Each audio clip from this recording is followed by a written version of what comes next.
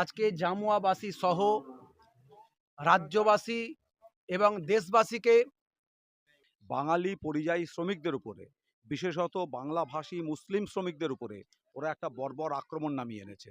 তারা তাদেরকে বেআইনিভাবে গ্রেপ্তার করা হচ্ছে, তাদের মোবাইল কেড়ে নেওয়া হচ্ছে, তাদেরকে খাবার জল দেওয়া হচ্ছে না, অমানবিক নির্মম, এবং তাদেরকে বেআইনিভাবে বাংলাদেশে পুশব্যাক করে দেওয়া হচ্ছে। এবং সবচেয়ে লজ্জার কথা, এই ঘটনাকে পশ্চিমবঙ্গের বাঙালি বিজেপি নেতারা সমর্থন করছেন কথা বলে যে এরা আসলে বলে বাংলাদেশ থেকে আসা অনুপ্রবেশকারী, এরা বলে রোহিঙ্গা। আপনি ভাবুন যে ওদেরকে যদি জিজ্ঞেস করা যায় যে আচ্ছা আপনাদের কাছে কোথায় কোথায় এই কেন্দ্রীয় সরকারের কোথায় পরিসংখ্যান আছে যে বাংলা কতজন মানুষ বাংলাদেশ থেকে অনুপ্রবেশ করেছে, কোনো পরিসংখ্যান ওদের কাছে আছে না। কখনো বলছে 1 কোটি, কখনো 2 কোটি, কখনো 3 কোটি, সেসব ছেড়ে দিন। কিন্তু যে মানুষগুলো মার খেয়ে বেআইনিভাবে গ্রেপ্তার হয়ে বাংলার গ্রামে ফেরত এসছে, মালদার গ্রামে, মুর্শিদাবাদের গ্রামে, তারা এখনো আছে। তারা আপনাদের মতো মিডিয়ার সামনে বক্তব্য রাখছে। তাদের গ্রামে গিয়ে একবারও কেন ওরা বলার সাহস পাচ্ছে না যে এই লোকগুলো বলে রোহিঙ্গা, যারা কয়েকশো বছর ধরে বাংলার গ্রামে রয়েছে, সেই লোকগুলোকে ওরা রোহিঙ্গা বলে বাংলাদেশে পুশব্যাক করে দিচ্ছে। এবং তারপরে আবার এটা প্রমাণিত হওয়ার পর তাদেরকে আবার ভারতবর্ষে ফেরত নিয়ে আসতে হচ্ছে। ভাবুন কতটা হেনস্থা ভারতবর্ষের শ্রমজীবী মানুষের উপর হচ্ছে। তাদের একটাই অপরাধ, তারা বাংলা ভাষায় কথা বলে, তারা ধর্মে মুসলমান। তাদের আমি তো সেই কথাটাই বলছি, এবং সেখানকার সেই সব রাজ্যগুলোর পুলিশ শুধু অন্যায়ভাবে গ্রেপ্তার করছে না, তারা তার থেকে টাকা 25,000 টাকা 30,000 টাকা নিচ্ছে, যে টাকা নিলে তোমাদের ছেড়ে দেবো। এক্সট্রা পুলিশ নিজেই হুমকির মুখে দাঁড় করে দিয়েছে। এবং এই ঘটনাকে পশ্চিমবঙ্গের বিজেপি নেতারা নির্লজ্জের মতো সমর্থন করছে। আমরা তো এটার বিরুদ্ধে কথা বলছি যে সারা ভারতবর্ষের বিভিন্ন জায়গাতে যে বাংলার পরিযায়ী শ্রমিকদের উপর যে আক্রমণ বিজেপি সরকার এবং বিজেপি স্থানীয় নেতারা নিয়ে এসছে, তারপরে বিজেপি কোন লজ্জায় পশ্চিমবঙ্গ মানুষের কাছে রাজনীতি করতে আসছে। আমরা পশ্চিমবঙ্গের সমস্ত মানুষের কাছে এই কথাটাই বলার চেষ্টা করছি। কিন্তু সাধারণ মানুষ তারা বলছেন যে পুলিশ পর্যন্ত, যারা পুলিশ তারা পর্যন্ত দালালি করছে, কি বলবেন? দালালি না, আমি তো বলছি অসংখ্য ঘটনা ঘটছে। পুলিশ টাকা সেখানে হুমকি দিয়ে টাকা নিচ্ছে গরিব দরিদ্র মানুষদের। কোথাও বলছে 20,000 টাকা দিয়ে ছেড়ে দেবো, 20,000 টাকা নিচ্ছে। কোথাও কোথাও ছেড়েও দিচ্ছে 25,000 টাকা নিয়ে। কোথাও কোথাও টাকা নিয়েও ছাড়ছে না। বেআইনি ক্যাম্পে তাদের বন্দি করে রেখেছে, মোবাইল কেড়ে নিচ্ছে, খাবার জল দিচ্ছে না, এবং যে সমস্তটাই করছে বেআইনিভাবে। দেশের যে আইন কানুন আছে, এরা পুলিশ কোনো রকম, এই সমস্ত বিজেপি শাসিত রাজ্যের পুলিশ কোনো রকম আইনও মানছে না। মানবিকতা তো ছেড়ে দিন। আমি বলছি আমার রাজ্যের সরকারেরও ভূমিকা থাকা উচিত ছিল। পশ্চিমবঙ্গ যে সরকার, তার দায়িত্ব ছিল পশ্চিমবঙ্গের এই সমস্ত শ্রমিকদের সম্মান রক্ষার, তাদের জীবন রক্ষার দায়িত্ব ছিল। এই ঘটনা কি করে ঘটতে পারছে যে পশ্চিমবঙ্গের বাংলাভাষী বিশেষত মুসলমান শ্রমিকদেরকে ওরা জোর করে পেলে তুলে নিয়ে গিয়ে পুশব্যাক করে দিচ্ছে বাংলাদেশে, তাদের সমস্ত ভারতীয় ডকুমেন্ট থাকা সত্ত্বেও। আর এখানে বিজেপির পেটোয়া নেতারা আওয়াজ তুলছে, এরা বলে রোহিঙ্গা। কত লক্ষ রোহিঙ্গা পৃথিবীর, সেই শিক্ষা ওদের নেই, জানে না কোথায় রোহিঙ্গা আছে, কোথায় কোথায়। আমাদেরকে যদি জিজ্ঞেস করা যে ওরা কোনো রোহিঙ্গাকে কোনো, আমরা যারা এই ভিডিওটা দেখছেন, আমি যে কোনো লোককে বলতে পারি, যখন বিজেপি নেতারা এই রোহিঙ্গার গল্পটা ছড়াচ্ছে, আপনার শুধু আপনার চারপাশে আপনার বন্ধু বান্ধব, আপনার আত্মীয় স্বজন কেউ একজন রোহিঙ্গাকে দেখেছে কিনা জিজ্ঞেস করবেন তো। এই যে মিথ্যে গল্পটা বিজেপি চালিয়ে যাচ্ছে যে রোহিঙ্গারা দেশের চাকরি খেয়ে নিচ্ছে, রোহিঙ্গারা দেশের, কারণটা কি? কারণ নরেন্দ্র মোদী বছরে 2 কোটি মানুষের চাকরি দেবে বলে ক্ষমতায় বসেছিল। আজকে স্বাধীনতার পরে ভারতবর্ষে বেকারি সর্বোচ্চ, কোনো মানুষের চাকরি নেই, কাজের সুযোগ নেই। এই এই সেই সেই পাপটাকে ঢাকার জন্য ওরা বলছে রোহিঙ্গারা দেশের চাকরি খেয়ে নিচ্ছে।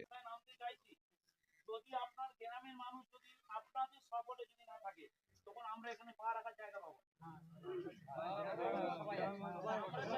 আপনার গ্রামের মানুষ আগে অ্যাক্টিভিটি থাকতে হবে আপনাদের সঙ্গে। নয় যে আমরা আপনাদের উত্তেজিত করতে আসছি না, আমরা আপনাদের উত্তেজিত করবো, আপনারা পাশের এলাকার হিন্দু মুসলিম মানুষ সবাই মিলে তাদের উপর অত্যাচার করবেন, এই মানুষটা আমাদের কারণ নেই। আমরা চাইছি আপনার এলাকার মানুষ আপনাদের সঙ্গে থাকবে। আমাদের সংগঠনটা আপনাদের পাশে সদা সর্বদা, যত সংগঠন আছে সবাই আপনাদের পাশে থাকবে। কারণ আপনাদের যে পরিস্থিতি, সেই পরিস্থিতিতে আমরা সকলে ব্যথিত, সবাই আমরা ব্যথিত হওয়ার জন্য আমরা আজকে প্রায় 200-250 কিলোমিটার রাস্তা আমরা পার হয়ে আপনাদের শুধু আমরা যে মুসলিম বা এইভাবে যে আমাদের সঙ্গে এসেছেন তমাল চক্রবর্তী, একজন সমাজ, তমাল বাবু কিছু বলুন। বিভিন্ন ডিবেট করে, না বলবেন, সেটা বলবেন তোমাকে।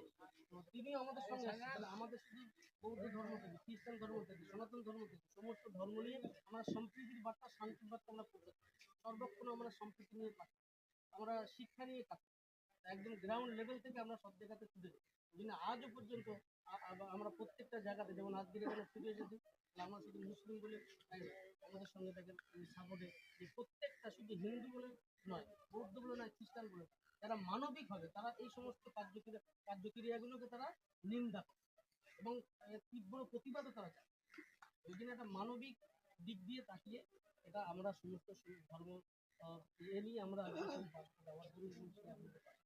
অঙ্গীকার নিয়ে আমরা। তো স্যার আপনি প্রথমে কিছু বলুন, তারপরে আমরা।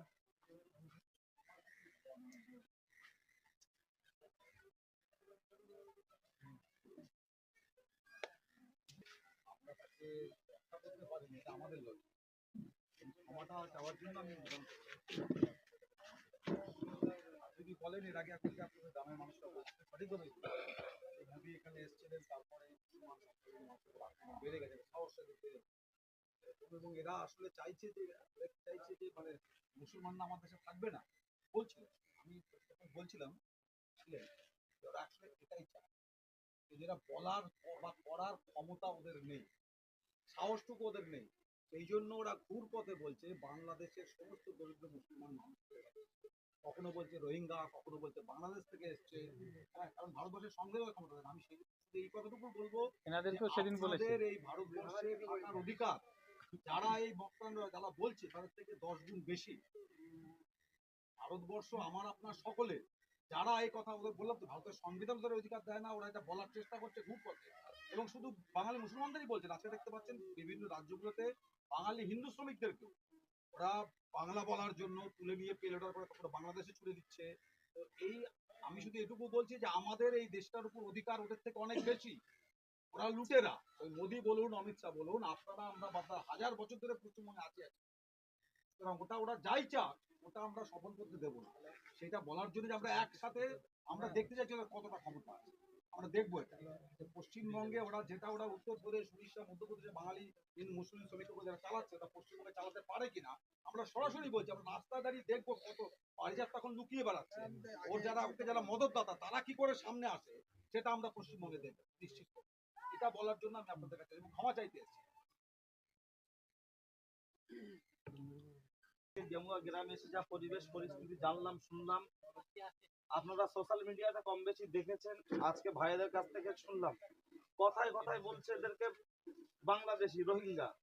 কিন্তু আজকের দিনে দাঁড়িয়ে যে বা যারা আমরা সোশ্যাল মিডিয়াতে দেখছি, বাঙালি যারা বাংলা ভাষাভাষীর মানুষ যারা, হিন্দু হোক, মুসলমান হোক, দলিত হোক, খ্রিস্টান হোক, আদিবাসী হোক, সকলের উপরে জুলুম আর অত্যাচার হচ্ছে।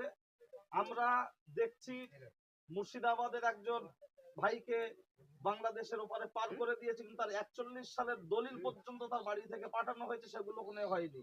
আসলে যে বিষয়টাকে কেন্দ্র করে মূলত উত্তেজিত করতে চাইছে বাংলার মাটিতে, আমরা হিন্দু মুসলমান এক হয়ে আছি, এটা এক শ্রেণীর মানুষ চাইছে না, তাই অশান্তি চাইছে। আমরা ল্যাবের পক্ষ থেকে তীব্র নিন্দা জানাই এবং যে কজনের নাম এফআইআর হয়েছে তার মধ্যে যে মেন আসামি তাকে এখনো পর্যন্ত গ্রেফতার করা হয়নি। আমরা ল্যাবের তরফ থেকে জানাতে চাই যে মেন আসামি, পুলিশ প্রশাসন যদি গরু খুঁজে দিতে পারে, নিঃসন্দেহে আসামিও তারা ধরতে পারে। কারণ আমরা জানি পুলিশের অনেক ক্ষমতা, মানুষ মারা যাওয়ার পরে কবর থেকে হাড়হাড্ডি তুলেও তার রিপোর্ট হয়, পোস্টমর্টম হয়। তাহলে আসামি সে কোথায় লুকিয়ে আছে, তার ফেসবুকে বাইট দিচ্ছে, তার বিভিন্ন সোশ্যাল মিডিয়ায় বাইট ঘুরে বেড়াচ্ছে। প্রশাসন ইচ্ছা করলে, সদিচ্ছা থাকলে আশা করছি সে গ্রেফতার হবে। যদি না হয় আমরা তীব্র এর প্রতিবাদ জানাই, ধিক্কার জানাই এবং আগামীতে আরো বৃহত্তম আন্দোলনে যাকে পথে নামার জন্য আমরা তৈরি হব ইনশাল্লাহ। বেঙ্গলের